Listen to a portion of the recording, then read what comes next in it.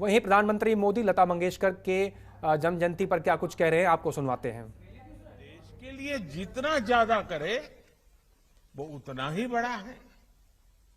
मैं मानता हूं कि अयोध्या का ये लता मंगेशकर चौक और उनसे जुड़ी ऐसी सभी स्मृतियां हमें देश के प्रति कर्तव्य बोध का भी एहसास कराएगी।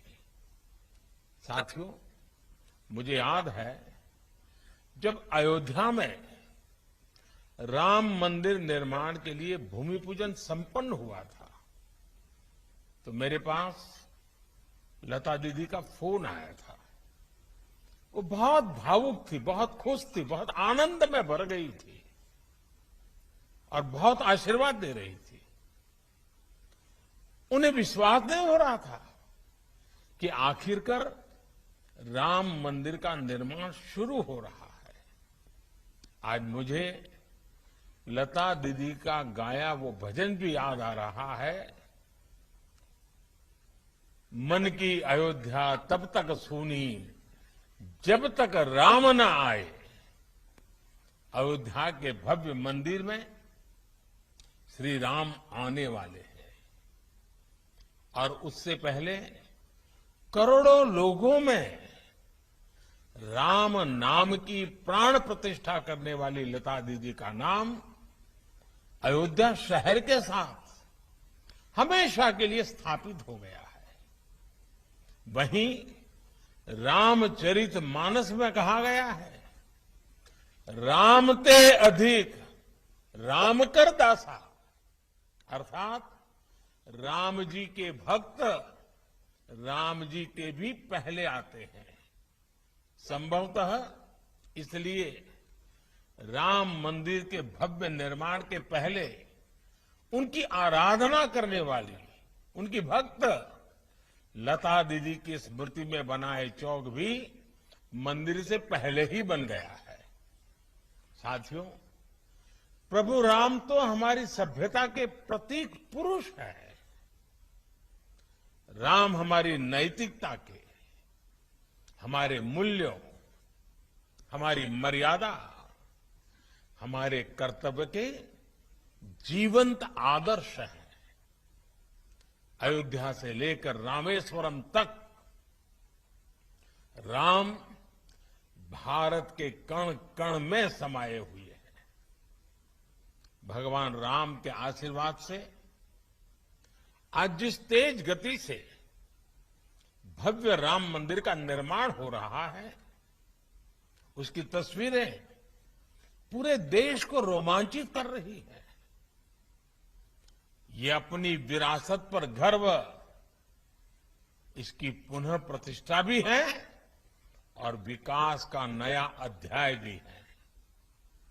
मुझे खुशी है कि जिस जगह पर लता चौक विकसित किया गया है वो अयोध्या में सांस्कृतिक महत्व के विभिन्न स्थानों को जोड़ने वाला प्रमुख स्थलों में से एक है। ये चौक राम की पैड़ी के समीप है और सरयू की पावन धारा भी उससे बहुत दूर नहीं है। लता दीदी के नाम पर चौक के निर्माण के लिए इससे बेहतर स्थान और क्या होता। जैसे अयोध्या ने इतने युगों बाद भी राम को हमारे मन में साकार रखा है, वैसे ही लता दीदी के भजनों ने हमारे अंतर मन को राममय बनाए रखा है। मानस का मंत्र श्री रामचंद्र कृपालु भजमन हरण भव भय दारुणम,